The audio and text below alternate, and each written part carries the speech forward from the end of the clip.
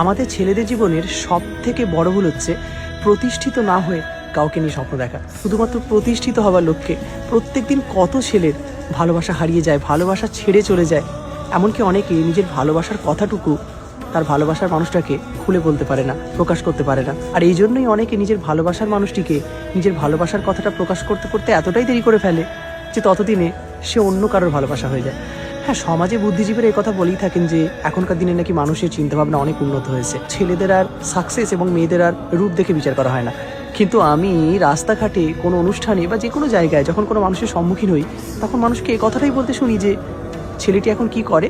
এই সব কিছুর পরেও হয়তো কিছু ভালোবাসার মানুষ এই সমস্ত ব্যর্থ ছেলেদের পাশে থাকবে, সারা জীবন তাদের হাত ধরে থাকবে। কিন্তু এসবের মাঝেও এখনো পর্যন্ত একটা স্টেটমেন্ট আজও অপরিবর্তিত রয়ে যাবে, সেটা হলো ওই যে প্রতিষ্ঠিত না হয়ে কাউকে নিয়ে স্বপ্ন দেখা একটা ছেলের জীবনে সব থেকে বড় ভুল।